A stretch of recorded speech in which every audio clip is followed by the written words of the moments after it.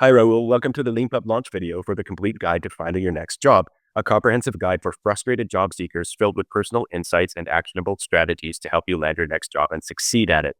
So thank you very much for taking the time out of your day to do this launch video.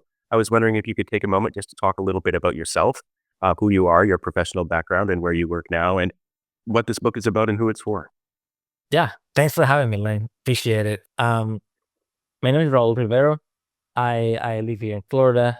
I'm a staff software engineer at LinkedIn. I've been here for about 7 years now, and I wrote this book because I wanted to give back to people.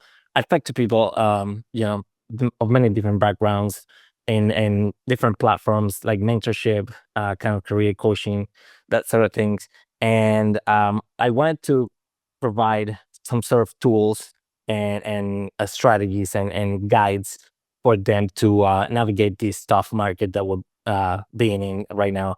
And essentially, what I did was compile a list of useful tips, like I said, personal tips, things that I've used in the past myself, and things that I've learned. People make the same mistakes when it comes to like writing the resumes and the LinkedIn profile, asking questions during an interview, how to properly prepare for the interview. Um, what else?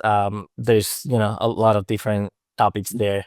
Yeah, one of the interesting things that you cover is, this is sort of like the job search, which includes, you finding companies that you want to work for, you figuring out how to submit the right kind of resume, but then you also talk about, being in the interview and not just passively kind of like being able to answer questions, but also thinking about the right questions to ask, so you find the right fit, which recruiters like because it shows that you're thinking and you've got confidence Yeah.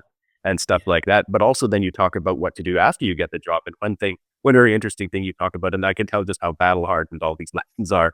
You talk about imposter syndrome and how common that is. And I just wanted to ask you if you could talk briefly about that little part of your book and what imposter syndrome is, kind of typically the way we understand it, and how to overcome that problem at a new job. Yeah. I've talked to, like I said, a lot of people, and I've seen many different kinds of imposter syndrome, right? But basically, imposter syndrome is where you feel that you cannot perform or you cannot do well at your job because of your ethnicity or background, or even like you're just not secure because you're surrounded by very smart people. It happens a lot in the tech industry, and it happened to me not very strong, fortunately for me at that time.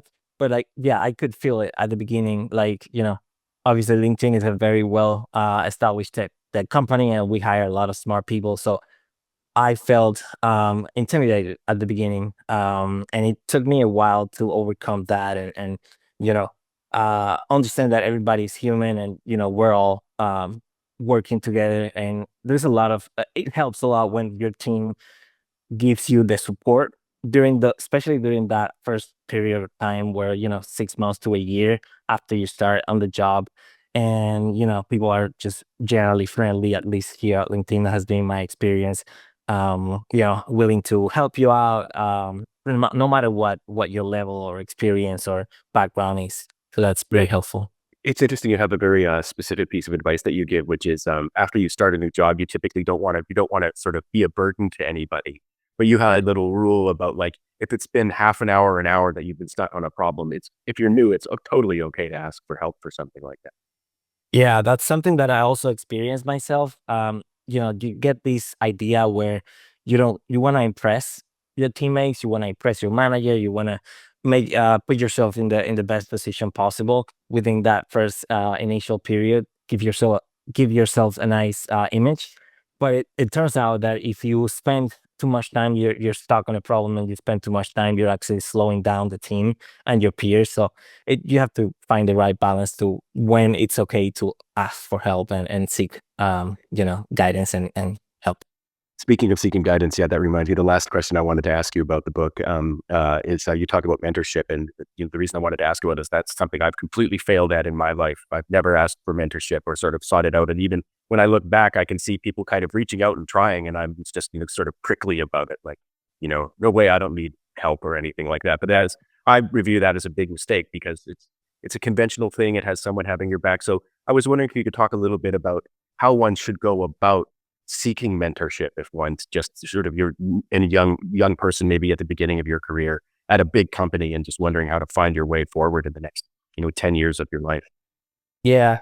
I think, mentorship should apply to everybody, no matter what level or experience you have. It's not necessarily applied only to junior or less experienced people. And, you can always learn something from someone that has been either longer than you at the company or longer than you in the industry, or even if it's something that, it's a new project or a new tool, or a new skill that you are not very familiar, or you think you're not very strong at.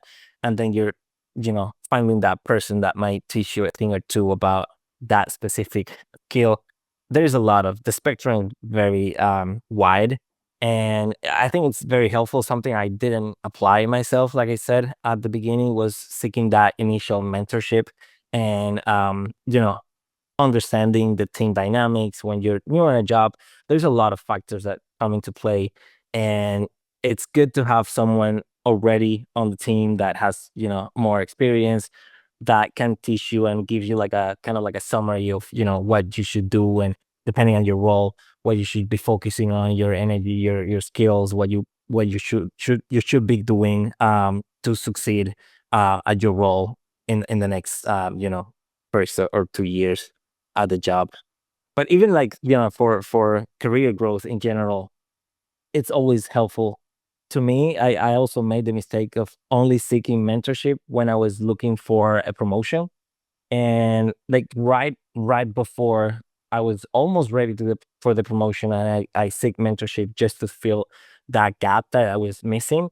But I think that was a mistake. I should have um seek mentorship before, way before that, just to understand what I needed to get to the next level, and what were the steps from someone that already went through that same process. So yeah. Yeah, well, the book is The Complete Guide to Finding Your Next Job. Raul, I think you've given everybody who's watched this a great taste of, the kind of very practical kind of advice that they can find in the book. I should also mention it's not the longest book in the world, but it's very dense.